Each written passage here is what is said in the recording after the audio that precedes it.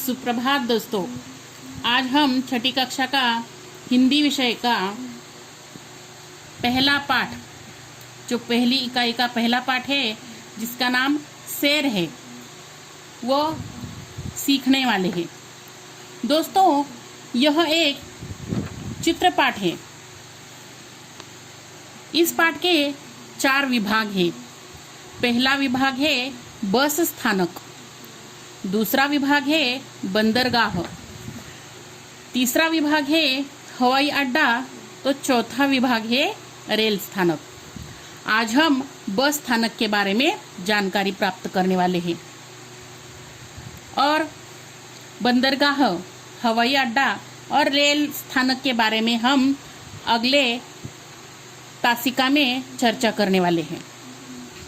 तो चलिए आज हम बस स्थानक के बारे में जानकारी प्राप्त करते हैं।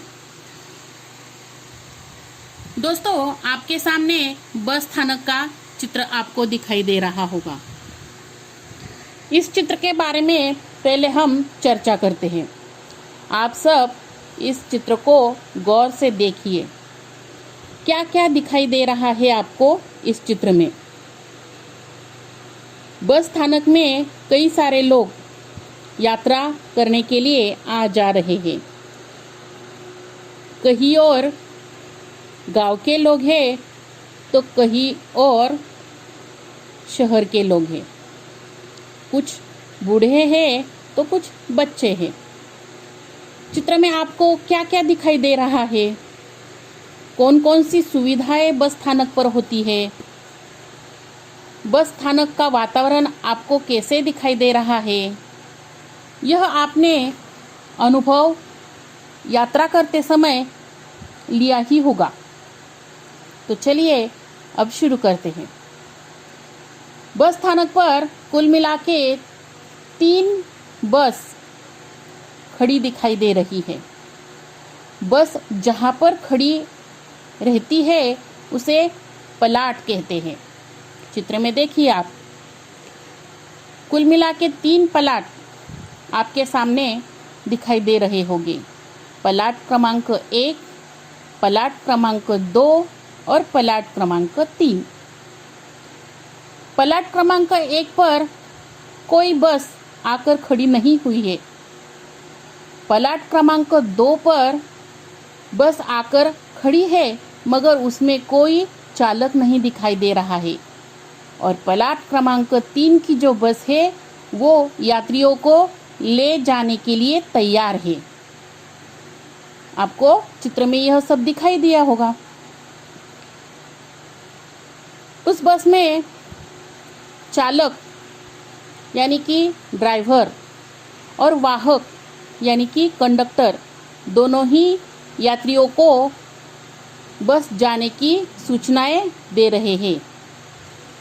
दोस्तों, आपको बस पर कुछ लिखा हुआ दिखाई दे रहा है। क्या लिखा है? सही है, राष्ट्रीय संपत्ति हमारी संपत्ति।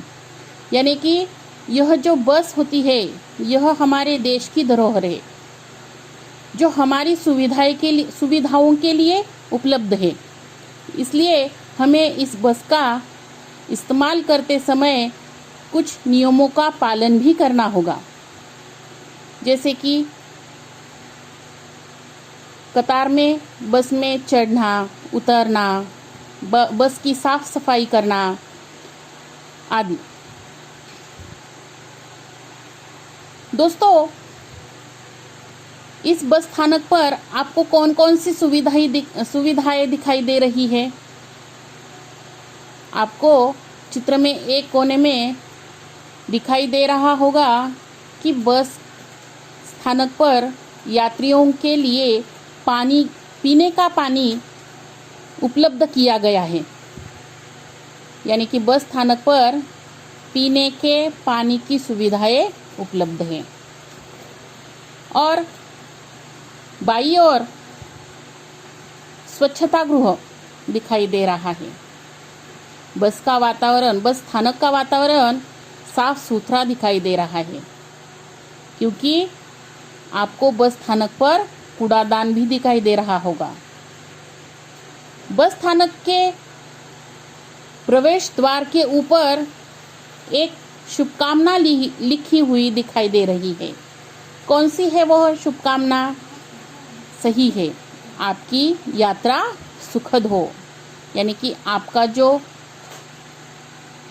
यात्रा यानी कि प्रवास होता है वह बहुत अच्छा हो, बेफिक्र हो। इस बस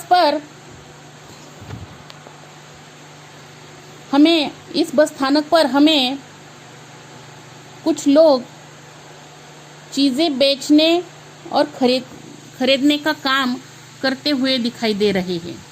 जैसे कि कुछ लोग खाने पीने की चीज़ें बेच रहे हैं। बस स्थानक पर एक आदमी आपको वृत्तपत्र यानी कि वर्तमान पत्र बेच रहा दिखाई दे रहा होगा। यात्री अपना सामान बस स्थानक के विशिष्ट स्थान पर रखा हुआ आपने देखा होगा। बस स्थानक पर बस आने जाने की सूचनाएं देने वाला भोपू आपने देखा है। बस स्थानक पर बस का इंतजार करने के लिए लोग विशिष्ट बेंच पर बैठे हुए आपने देखे हैं। बस स्थानक के बारे में या बस आने या जाने के वक्त के बारे में लोग पूछताछ करने के लिए पूछताछ केंद्र पर जा सकते हैं, यानी कि बस स्थानक पर पूछताछ केंद्र भी होता है। इस प्रकार आज हमने बस स्थानक के इस चित्र के बारे में चर्चा की है। आपने भी बस स्थानक का अनुभव लिया है।